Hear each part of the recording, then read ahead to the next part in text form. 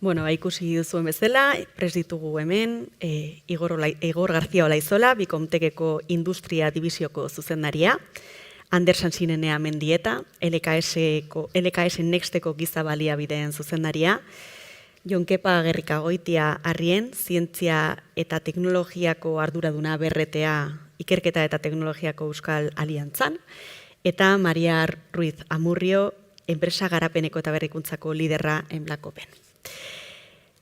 Igor, zurekin hasiko gara, Bikomtek zentro teknologikoa da, BRTako partaide eta adimen artifiziala zuen DNA-aren parte dela esan ohi duzue, baina nondik egiten du ekarpena Bikomtekek adimen artifizialaren esparruari? Bikomtek hasi izan bere hasieratik, orain 22 urte, teknologia digitalan inguruan. Orduan, hor bilakaera handi bat eman zen, hasieran seinaliei buruz hitz egiten zen, ezta? Seinalia kontzeptu analogikoa da, eta seinalia digitalizatzen. Seinalia digitalizatzen den momentuan, hor egon da kontzeptu aldaketa bat, seinal hori datu bat dela, ezta? Seinaletik datura. Eta hor egon zen aspaldi, nahiko hasieratik bilakaera hori datuak tratatzeko, ezta? Xabierrek esan duenan aritik, teknologiak indar hori hartzen jundanean, adimen artifizialeko teknikak garatu dialako, konputazioa gaitasuna garatzen jundialako, eta ezin da, komunikabideak garatzen jundialako. Datuak eskuragarri izan ditugulako, guzti hori kombinatzen hasi ginen oso azkar, gure hasieratik, horretik anatzete du gure DNA-an daola, ez da, gaitasun hori. Eta gure ekarpenak noa jundia, sektore ezberdinetan. Egin duguna da hori sektore ezberdinetan antolatu, alde batetik medikuntza aldea jota, bestetik zuzenian, diskutitu liteke, sektore badan ala ez, baina hizkuntza teknologietara jota, garraio eta logistika kontutara, ziberseguritate eta seguritate kontutara, eta industriara. Industrian kasuan, gehiena hor nabilela, gure ekarpenak asko jute dira, enpresak dauzkaten datuak esplotatu araztea. Laurak esan duenan bidetik, gu gea, zentro teknologiko esela, nola galdera erantzute diogunak, baina lehen da biziko galdera da zer eta zertarako.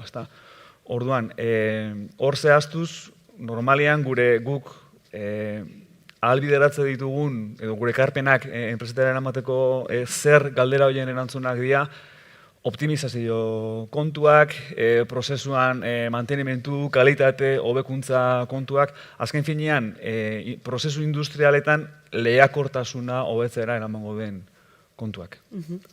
Ander, LKS Nextek aholkularitza zerbitzuak eskaintzen ditu, kudeaketa, teknologia, lege eta korporazio finantzen ikuspegitik, eta pertsonen hautaketa prozesuek ere pisu handia dute zuenean, nola uztartzen ditu LKS Nextek adimen artifiziala eta giza adimena pertsonen hautaketa prozesu horretan? Guk gure kasuan, LKS eta beste lankidetza bitartez kebo teknologiarekin egin genuena izan zen garatu modelo bat, zeinetan pertsona bat entzunaz, 30 minutuko elkarrizketa baten ondorioz, gai ginen jakiteko persona horrek ze personalitate duen, 35 ezaugarri desberdinekin.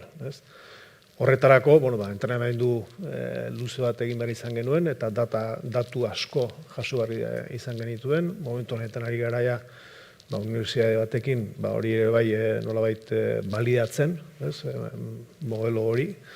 Eta horretan gabiltz, horrek zer eskaintzen digu, orain arte oso artesanala izan den erabaki prozesu bat, sesgoz betea, nolabait objektibatzen hasiale izatea, beti ere pertsona erdian jarriaz. Beraz, ez dugu inoiz pentsatu, chatbot bat zen bitartez nolabait erabaki horiek automatizatzea, ze ikuspegi etikoa oso garrantzitsua da pertsonetaz hitz egiten ari garen heinean, ez?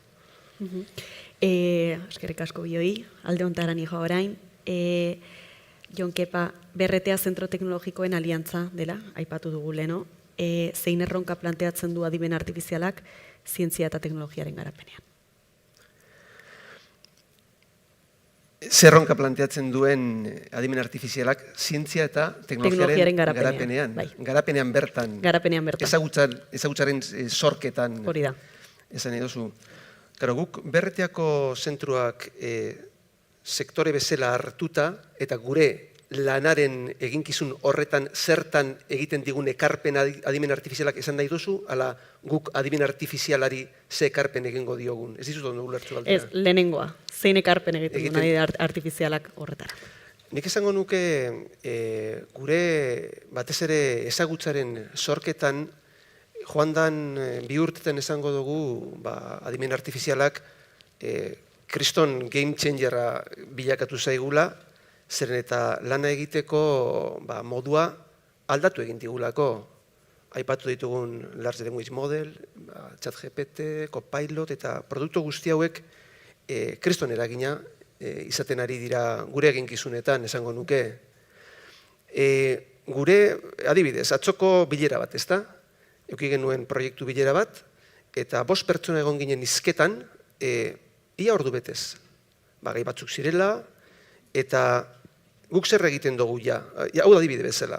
Adibide bezala ja Teamsen grabatu egiten ditugu, eta transkripzioak automatikoki zelan egiten dituen, deskargatu, eta resumen bat egiten dugu.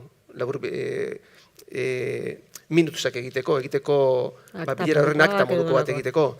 Eta benetan da harrigarria, zehazki jasotzen duen hizkuntza horren transkripzio, horren erderazan transkripzioa, kasu honetan, eta Copilot erabili genuen, Office 365-ekin daukagu integratuta eta bar, eta benetan harrigarria horren emaitza.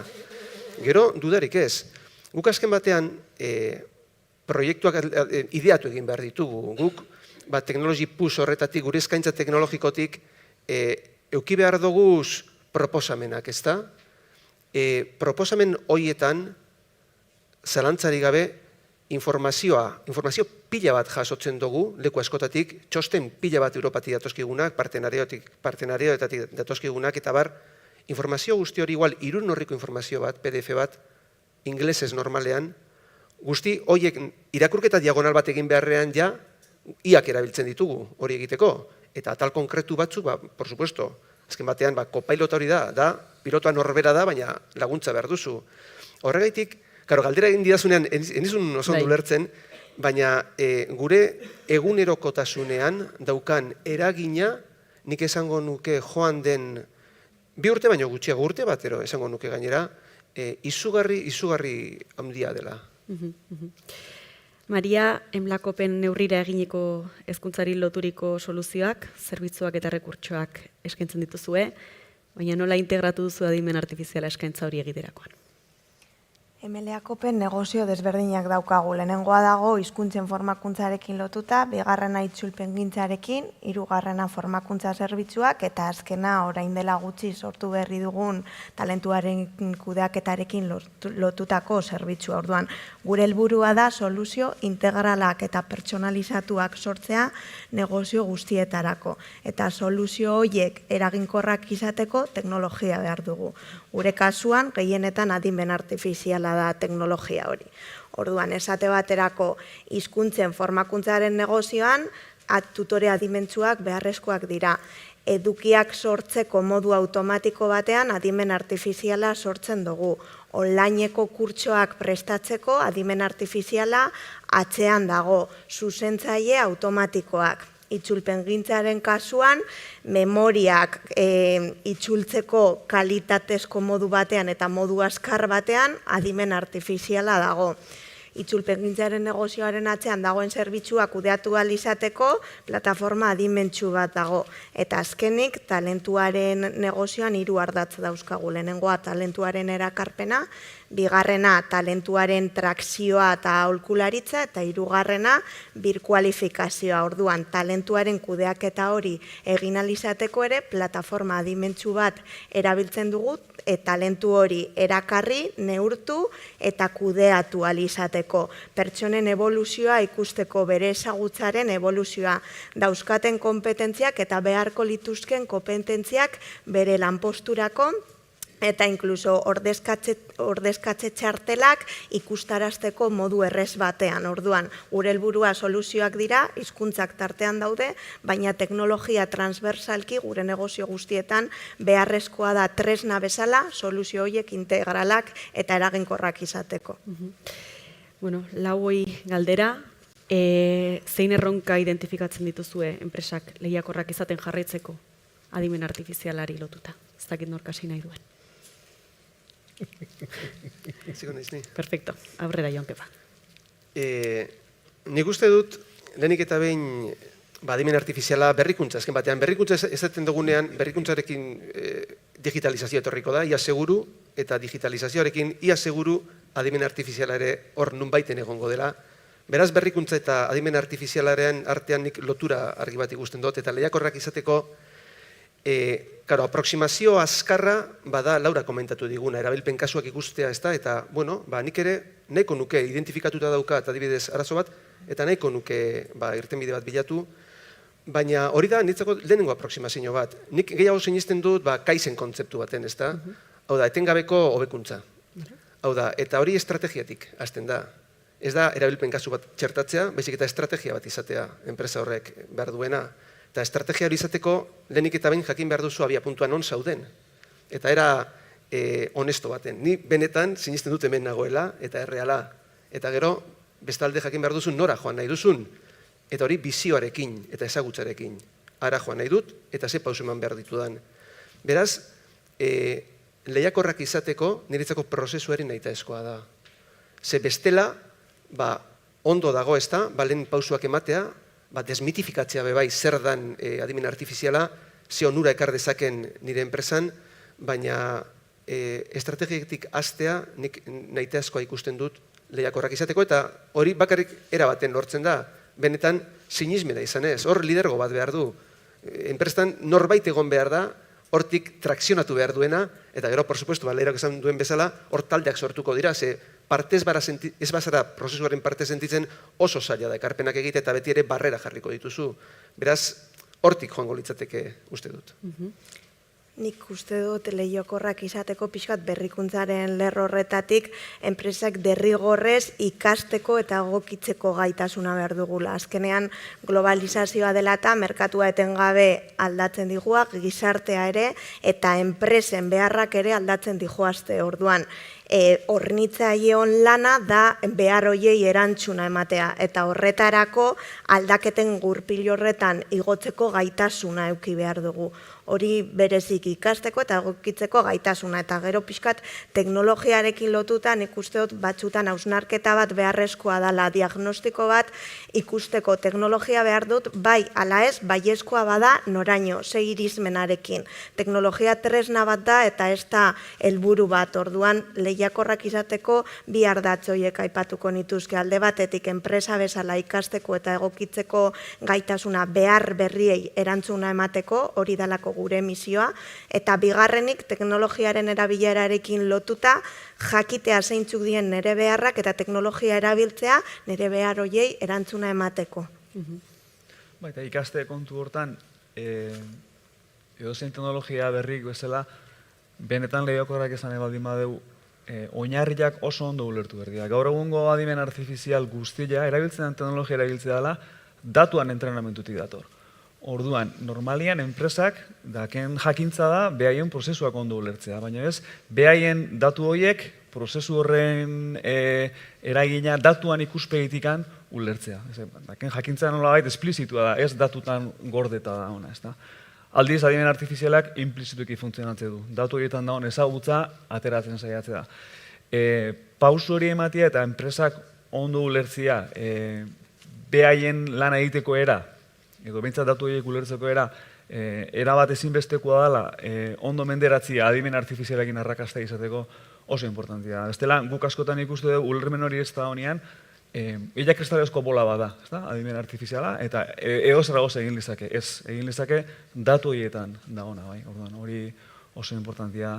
Eta beste kontu bat, norbean indarrak neurtzia, enpresa handi batek, seguruna baliabide asko edukiko ditu, eta behatan egiteko izango da, horren beste muskulu espaldi madakau, inguruan dauden hornitzaileakin, eta olako lantalde bat sortzia, gauza guzti hauek aurrea eraman ahal izateko. Bestela, egiliteken momentu batean ahalegin handi bat, baina gero hori mantendu inberda, berriro entrenatu berda, kalibratu inberda, orduan gauza guzti horiek jarraitasun bat edukitzeko eta benetan indarrakin jarraitzeko, hori, norbean indarrak neurtzia. Nik esango nuke ez dakit, usteet, adimen artifizialak benetan gauzak eraldatuko dituela, eta ez dakit, gaur egun inori zaigu burutik pasatzen, internet erabiliko dugu bai edo ez, sortu zenean, ez genekin oso ongi, baina besarkatu genuen, ez? Eta uste dut prozesu hau ere bai osantzekoa behar dela izan, ez? Eta ezin dugula pentsatu, niri ez zait tokatzen, ez? Denoi tokatzen zaigu eta negozio guztietan tokatzen zaigu, ez?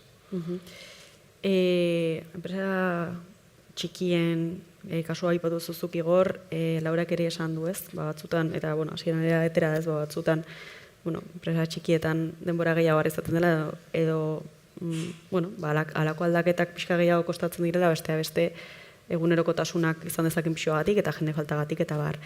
Baina nola izan daiteke adimen artifiziala enpresa txikien azkunderako eta biziraupenerako tresna, ez dakit? Enpresa txikiak arinagoak ere badia, askotan. Enpresa honditan horrelako erabaki bat martxan jartzeko ere askotan filtro asko pasa berdia, eta ez da beti entaja bat, ondila izatean, oski indar gehiago da, ez da. Nik uste adimen artifizialan kasuan oso importantzia dela enpresa txiki jantzat erabakitzia lehen esan duten indar horrekin lotuta, ze gauza, badazkat eskura, zerbitzu bezala badaudenak. Pixka joan kepak aipatu du, hor badaudeia, zerbitzu ireki batzuk izan itezke edo ordaindutakoak, eta horiek erabiliz jabana izan inteke lehiakorragoa.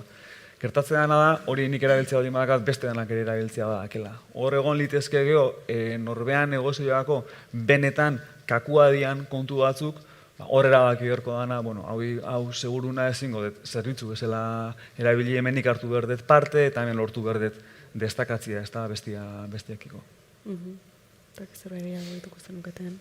Ni ados nago Igorrek komentatu duenarekin. Azkenean, pertsonalizazioan ikuste dut dagoela gakoa sortzen ditugun edo erabiltzen ditugun soluzio horietan egongo dira zati batzuk modularrak dienak eta eskalableak izan daitezkenak eta merkatuan dauden zerbitzu horietan, baina beste zati bat egon behar da pertsonalizazio horrekin lotua. Eta horretarako enpresa txiki bat bezala zer da behar detena. Produktua bakarrik ez, aholkularitza zerbitzu horiren Xabierrek ere aipatu du. Nik igual diagnostiko bat beharko dut jakiteko teknologia hori bere osotasunean erabili behar dudan edo bakarrik zati bat behar deten. Erabiltzen dudanean, seguramente akonpainamendua beharkoet ikasteko eta nire barneko baliebedeek ikasializateko teknologia hori erabiltzen eta pixkat esplotatzen. Orduan nik uste dut gakoa hortik datorrela eta baita egunerokotasuneko balio gehiturik gabeko ekintzak murrizte aldera. Enpresa txikientzat nik uste dut potentziala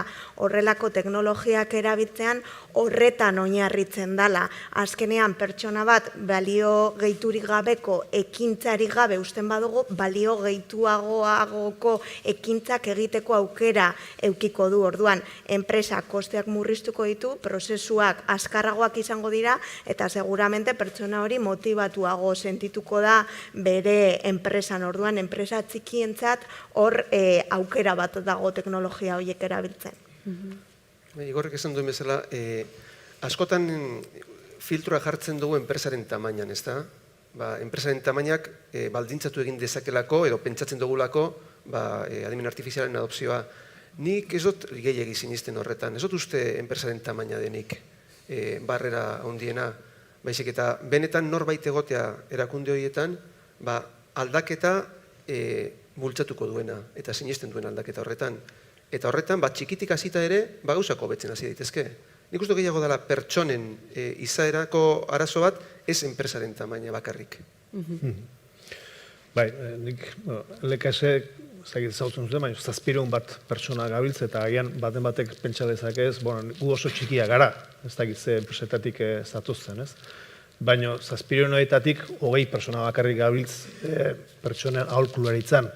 Eta guk entrenatu dugun, entrenatzeko 5 personak bakarrik aportatu dituzte datuak, ez?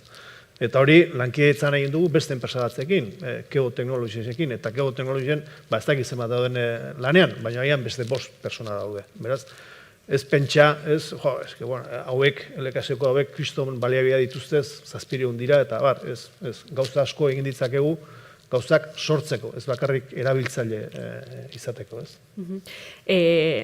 Berriro ere, tokian tokiko soluzioak versus mundu mailako soluzioak Xabierrek ere aipatu du, ez? Bueno, hor kontua da ikustean nola aprobetxatzen ditugu, baina hemen ere, ez Bikonteken arlotik ere, garatzen ari zarete. Eta zuek adibidez, kopailoten erabileraren kasu eta aipatu zue. Nola uztartu, nola egin dezakegu enpresen garapenerako, eta hor ere sektore bat garatu dadin. Uztartzea mundu mailako soluzioak, bertako soluzioekin. Bueno, asko dator, berriro, Xabierren hitzetan baino horretuko geha, kodigo irekiko gauzetatik. Hori ezinbesteko baldintza bat da gauzak integratzeko. Hartzen baldin badeu itxila sistema bat norbaitena, askoz gehiago kostako zaigu kombinaketa hori, ezta? Eta kombinaketa hori egin esan duenakin erabat biharrezkoa da. Gaur egun, joten baldin badea interneten kontuta, e-mail zerbitzari bat, norbere enpresan edukitzia, arrarua da, ez baldin bada benetan faktore badala enpresantza kritikoa, ez? Hori egite duguna da, kontratatu kanpoa, eta beste norbait arduratu dedila hortaz.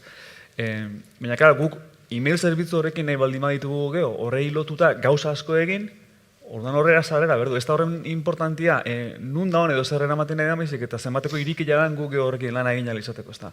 Kantu deken berdina gertatze da. Erabaki baldin badeu, zerbitzu batzuk hartzia, kanpotik datozen eredu onditatik, eta beste batzuk geuk egin, eta guzti horrekin, bakarradan, negozio bakarra izango da, bakarradan gauza batian jardun, niretzat klabetako bat oso garbila da, kodigo irekiko eredutan oinarritzia egite dan lana, eta hori menderatzea.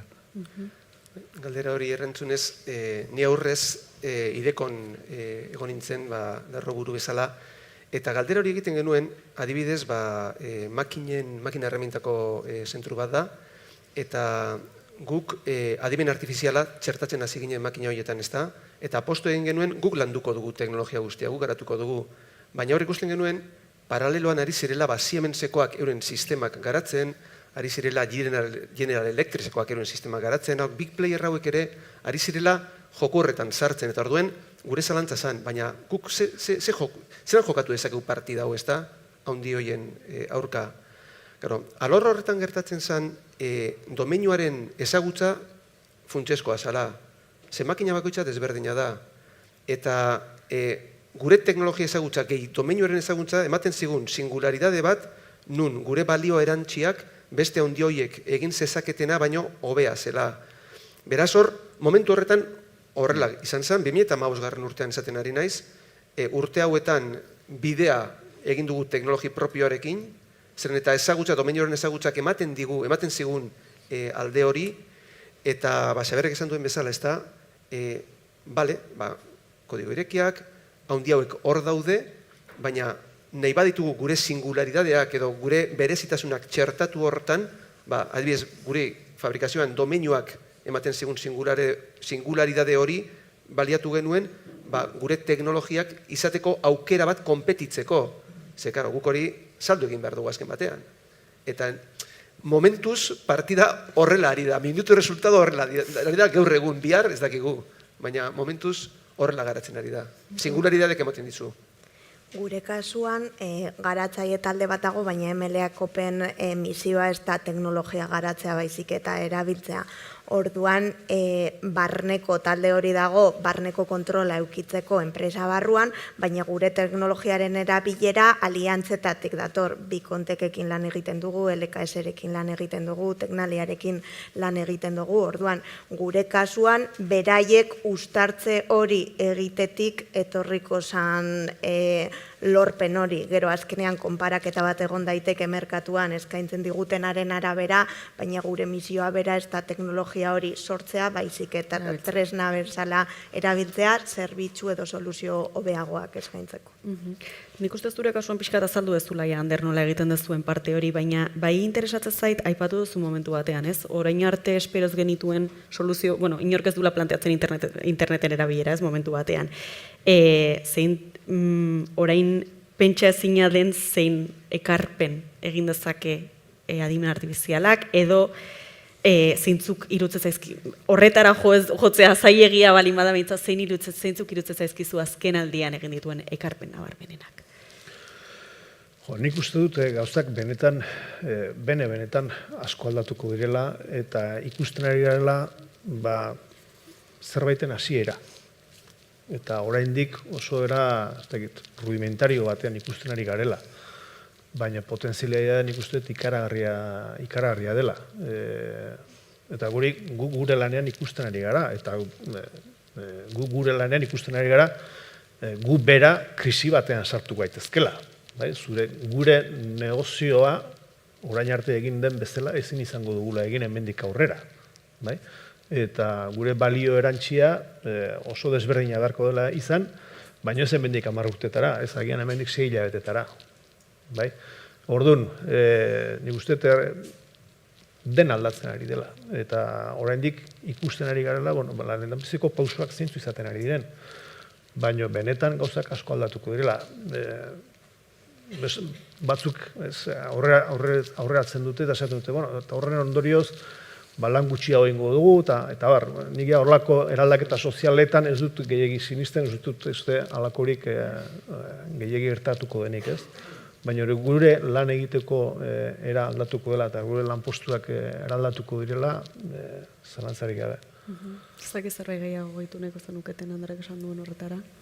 Pixka bat eraldaketa. Sinploa jarri nintzake, gure proiektuetan ze gertatzen ari den, baina ez dut monopolizatu nahi gure ikuspegiaren inguruan hitz egiten, ez?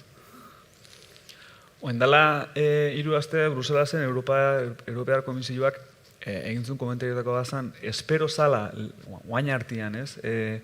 Inglesesatean lepo urdineko lanak,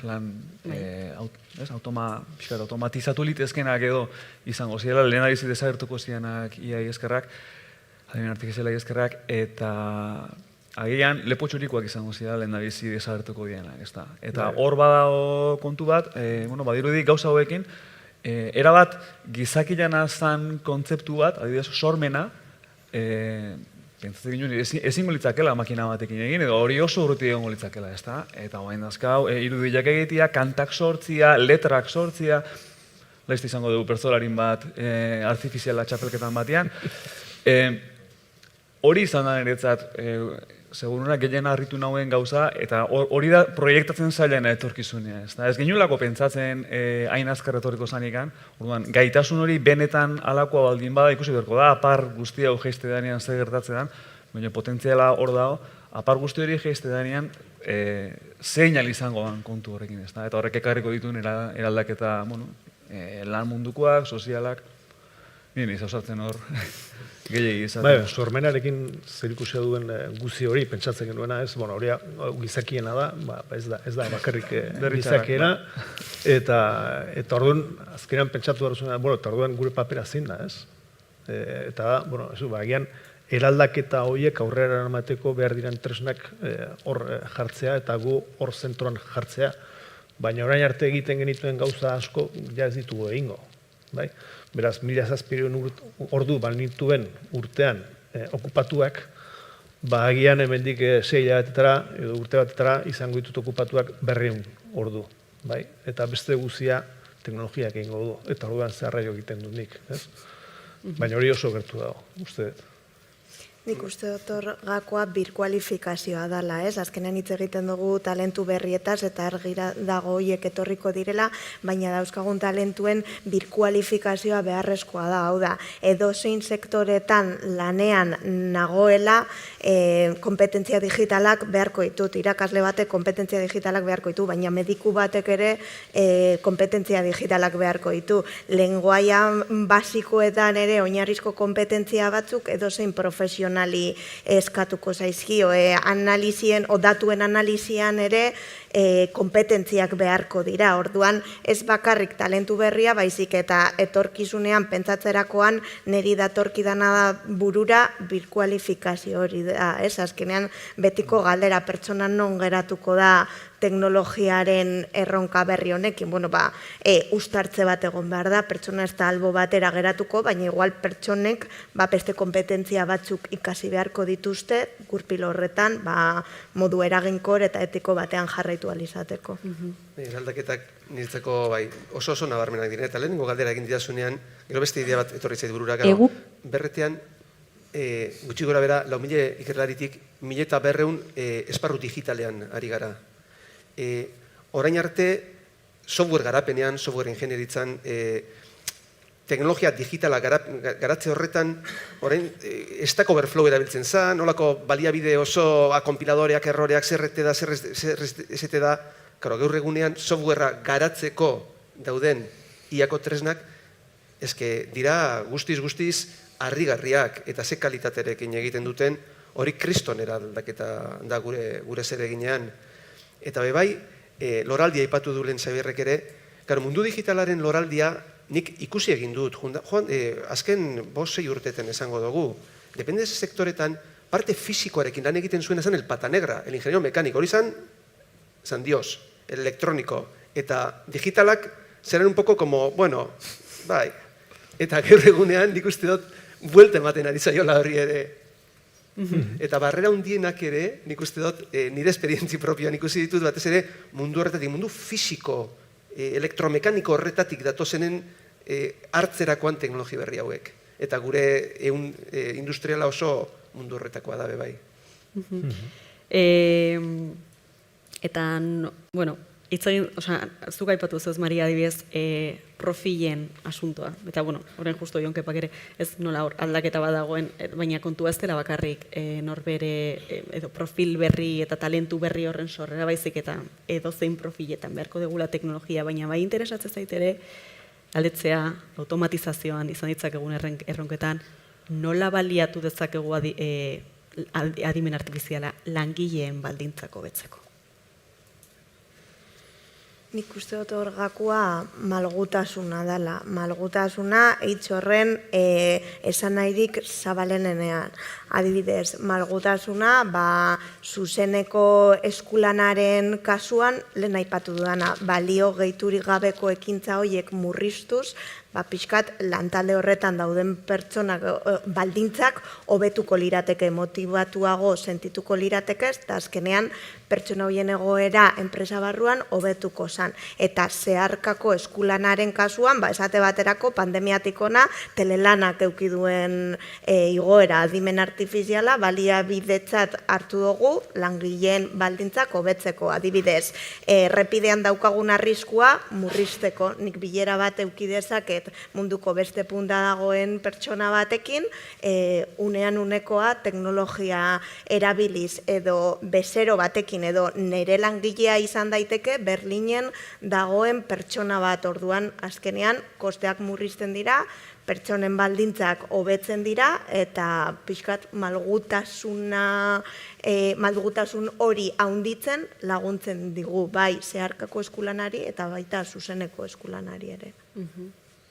Nik uste dut klabe bat edozein potentziala handiko teknologia bezala erabilera dela. Erabiliteke baldintzak okertzeko, langilea erabat monitorizatuz eta nolabait esprimituz azkenengo txantxaino, edo erabiliteke lan oso automatikoak dianak, oso gogorrak dianak, arintzeko edo kentzeko, segurtasun, adibidez, desentegia lanean prozesu arriskutsuak dian lekutan, beste noski dazkela gaur egun segurtasun neurri asko eta detektore asko eta gauz asko, baina oaindikan ere hori jotzeko. Ez da nik uste dut hor klabia erabat dela, berriro hasierako gaia helduz zertarako erabili nahi dugu adimen artifiziala eta lehiakortasuneako bai, baina ez edo zer gauzan kontura, eta hor kriterio azkenean etiko batzuk eta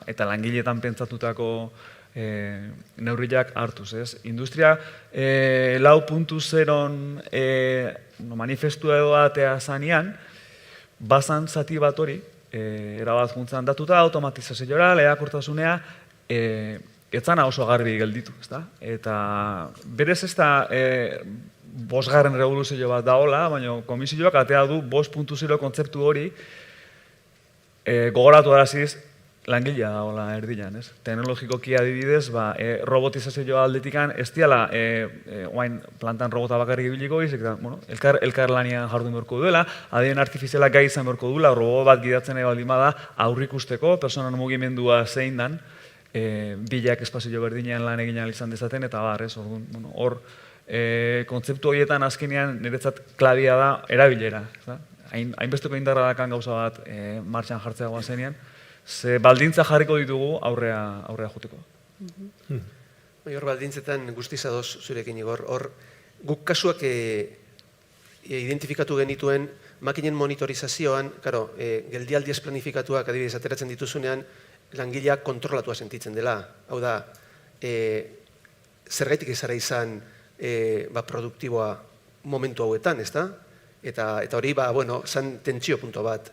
Bestalde, ikusi dugu robotika kolaboratiboak balio izan duela lanpostuak ere berdiseinatzeko eta prozesu batzutan nun une batzuk itolarriak ziren langilearentzat hori askoz ere lasaituago sentitzen dela. Beraz, alde biak daude. Adimen artifizialak, depende zelan erabiltzen den, izan ditzake bi alde horiek ere, guztiz adoz. Bai, nik enpresa aipatuko, baina teknologiak ez du, onura edo kalterik erabilaren arabera da, telelanak, efectivamente, banator, onura bat dakar langilearentzako, baina enpresa jakin batek, telelana bai, baina jarriko duzut software bat jakiteko zertan erizaren, bai?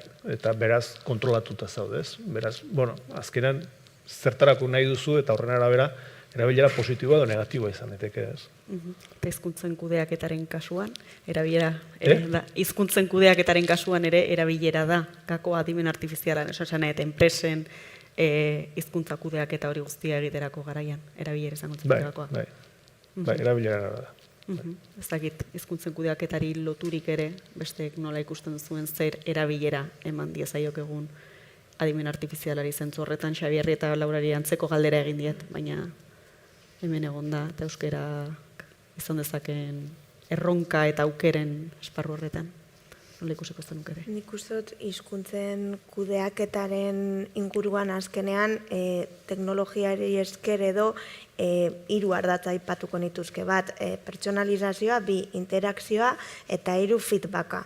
Orduan, pertsonalizazioari dagokionez, lehen pixkat aipatu dutenaren arira, oin aukera daukagu, munduko beste puntan dagoen pertsona batekin lan egiteko eta tresna teknologikoak erabiliaz, transkripzio horiek erabilita, komunikazio eraginkor bat lortu, ni euskeraz hitz egiten eta beste pertsona inglesez hitz egiten. Orduan hor, onura bat egongo litzateke eta gainera pertsonalizazio hori ziurtatuta egongo zen. Bigarrena interakzioa zergatik, komunikazioa albidetzen duelako. Jakin behar duguna da, nun mugak jarri, pixkat euskara eta euskararen egoeran dauden hizkuntza horiek babestu alizateko. Eta feedbacka zergatik, unean uneko erantzun hori jasotzen dugulako. Orduan pixkat hizkuntzen munduan lan egiten dugunontzako batez ere formakuntza eta erakarpenaren ikuspuntutik abantaiak momentu honetan desabantaiak baino gehiago dira. Pertsonalizazio hori ziurtatzen dugu, interakzioa ziurtatuta dago eta lehen etzegoen, eta feedbacka ere orduan hizkuntza eta hizkuntzarekin lotutako komunikazio eraginkorra ziurtatuta dago modu honetan. Zerbait gehiago gehitzeko bat ematek. Bada adibidez kontu bat enpresetan asko emate dana da, eta dokumentazio egiteko orduan, erabaki berra da, ze hizkuntza izango dan hizkuntza orokorra, bai? Eta hor euskarak galtzeko asko daka, ez dielako izango enpresa hortako eguneko euskeraz jaiuak dianak. Gaur egungo, itzultzainean kalitate eta abiadura kontutan hartuta, barrera hori puskatzeko aukera ondila dago. Mantenimenduko fitxak egiteakoan, edo dokumentazio orokorra sortzeakoan, edo gauza horiek egiteakoan, zaten, Nik euskaraz sortzia badakat, erderaz bilaketa egin nahi dunak, gero material hori lortuko duelako azkar itzulita. Hori izate da beti, dakaun bildu eron dut ezta. Euskaraz egin eta gero taldera sortzea baldin bada baten bat, hori, ez dakilean euskaraz, zer egin behar du, bai. Orduan nik uste dut horre bai irikiko duela bire bat, euskarak presentzi gehiago hartzeko enpresan dokumentazioan. Nik uste dut, adimen artifizial generatiboetan, niri gehien harritzen nauen ahalmena da praktikamente hizkuntzaz independientia izatea. Zuk hizkuntza askotan galdetu ahal izatea eta hizkuntza askotan erantzuna jaso ahal izatea. Horrek komunikazioan daukan indarra, orain gutxi dela arte, bai itzultzaileak eta transkripzioak eta zuten kalitatea gaur egunean daukatenarekin, niz naiz aditu horretan, baina nik erabiltzaile bat naiz azken batean. Eta nire impresioa pertsonala da oso ona dela. Oso ona dela. Eta hori da niretzako personalki gehien harritzen nauena almen hori. Guztiz, gauza bat da, ze gaitasun dituzten sistema hauek ulertzeko, ze ondo ulertzen duten, baina ze ondo ulertzen duten, ia edozein hizkuntzatan. Listo. Zoragarri, bueno, galderak daude, beraz, guazen gauzatzera. A ber...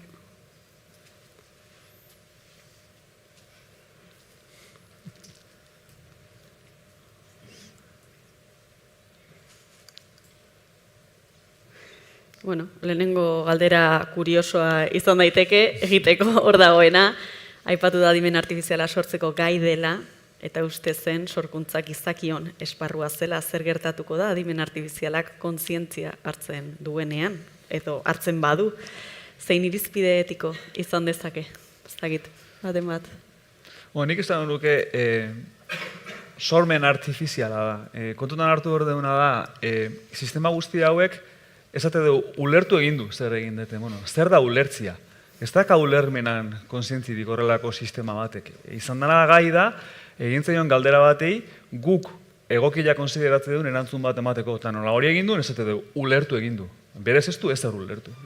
Eta hori garbi dukitzea oso importantia da. Azken finean egin duen bakarra da, datu pila bat hartu, oso estatistika potentiak egin, eta erantzun bat eman. Horrekin zen aditena da, izango gai gizakinan gaitasun asko emulatzeko, baina oso urruti gaude, oso urruti gaude kontzientzi kontzeptutik, ez da? Hortarako handikan, ez dut uste, lehendabiziko urratzak ere eman dianikan. Nik hor gehituko nuke azkenean adimen artifizialaren atzetik algoritmo bat dago, algoritmo hori gizakiok elikatzen dugu eta gizakiok erabekitzen dugu ze datu erabili algoritmo hori elikatzeko orduan. Adimen artifiziala gai da erantzuteko guk eman diogun informazioaren arabera ikasten duelako. Orduan hori irizpidea jartzen dituena gizakia da. Ezin dugu errudun bihurtu teknologia baizik eta erabilera hori eta teknologia hori sortzen duten gizakiak onerako eta txarrerako izango dira errudun ala ez. Galdera hauek planteatzen direnean dira bai gaur egun adimen artifizialak zelako emaitzak ematen dituen ikusita kezka hau sortzen zaigu eta galdera hauek azken batean nik uste dut beldurretik sortzen direla eta barrera batetik, baina ez da izango kontzientea, baina ez da izango ez dakizer, baina ez da ez dugu egingo zer. Da como defensa marra bat ari gara planteatzen galdera hauek egiten ditugunean. Zer izango dan edo zer ez dan izango ikusiko dugu. Ni ziur nago, zuk aipatu duzun bezala, gaur eguneko eredua da, hau izango bat moduan morse kodea eta gero da torrena izango du saltoa morse kodetik gaur egunetik etorriko denaren arteko beste salto kualitatibo bat egongo dela gutxienez. Eta hori ikusten joango gara. Irizpide etiko, asko gustatzen zaitzuk esaten duzunak, ulertu ez du ulertzen, baina simulatu egiten du eta ematen duen emaitza hain da kalitatezkoa nun guztiok harritu egiten gara eta pentsatzen dugu eta hau, baina nora iritsiko ete da. Zeren eta ez bakarrik emaitzan konputazionalki, niri gehien harritzen nauena da entre comillas, kostu bako zerbitzu batek, zenbat milioi pertsonak ari aldira galdetzen, galderak mundu osoan, milioika eta milioika pertsona, eta erantzute jasotzen ari gara oso tarte laburrean, oso lak gutxirekin. Zer lan lortu daiteke hori? Autobuseko sistema blokeatu egiten zaigunean 5 pertsona segitzen hori bilete bat erosten dutenean. Zeran da posible hori, benetan harrigarria. Eta horregaitik galdera hauek asko beldurretik egiten direla uste donik. Ikuste, datorrena etorriko da, ez dakigu. Beste galdera dago, eta uste dut interesgarria ere dela jabetzari loturikoa, ez da datuen kalitateari loturikoa. Nola kudeatu daiteke datu berrien kalitatea eta batez ere enpresa baten jakintzaren jabekotasuna adimen artifiziala erabiliz gero, dena partekatzen edo ez erabakitzen badugu, sistema itxiz gero nola aprobetxatu kanpoan diren datuak, ez dakit, nor osartuko litzatekin galdera hori erantzutera. Azkenengo puntua, nola aprobetxatu kanpoan diren datuak, badago ikerkuntza esparru bat, esatezenena, ikasketa federatua. Eta horren helburua da, elkarrekin datuak elkarbanatu gabe, jakintza bat garatzen jun dadila. Orduan, hor badaude lehendabiziko hastapenak, Europa asko ari da bultzatzen hori datuan, soberanian, kontzeptuakin batea eta bar, eta hor badago, ikerketa bat nahiko indartsu di joana. Datuan jakintzan jabekotasuna, hemen astean agertatzen dagoen jakintza nun dago. Jakintza banatzen haste da, jakintza hori datutan dago, nolabait, baina datutan dago nian, iluna da, beltza da, ez dago destilatuta, ez da? Entrenatu denean sistema bat, sare horre dazkan pixu guztitan, askoz ere garbilago dago eta erabilgarriago dago jakintza hori. Zeinena da bate garatu du, datuak bestianak dira, hori gaur egun legalki badaia kontu komplikatu bat, eta niretzat aholkua nagusia da, hasi baino lehen itxi kontu hori. Ez sistema martxan da honean. Eta hain hau nola zeinena da zer. Hasieratik zer egin ahal izango du garatzaileak datu horiekin behin proiektua bukatu danean, proiektuan datu eratorriak egite diren, normalian datuak ez dira hartzen dauden bezala, datu horiekin egite da garbiketa lan izugarri bat. Jadakau hirugarrengo agente bat, ezta? Datuak zeuzkana, datuak garbitu dituna eta eredua sortu duna. Bakoitza jarri du hor jakintza bat eta bakoitzak eman dio alako balio erantzi bat, bai? Orduan, hori egin berdana da hasieran antolatu oso ondo. Zer izango da zeinena, nola erabilial izango da, bestela gero... Guk garatutako honetan, gure abokatuek kriston lana izan zutela, eta gu momentu baten erotzen ari ginela ez genekien zein, prozesu guzti honetan, zein da hautagaia, bere datuak bereak dira, gureak dira, besterenak dira, guzti hori ongi egituratu behar da, hasieratik, gero bestela, erotu zaitezke. Hori zenuten ere, hasieratik egiten saiatu zinaten. Horrek eman zizuen lana, baina... Prozesu hauetan, hasten zarenean, hasten zara eta galdera batzu dituzu buruan. Eta hasi bezain laster, galdera berriak sortzen zaizkizu, ez? Eta gero eta gehiago sakondu eta galdera berriak sortzen dira, ez? Prozesu horretan hori horra izaten da.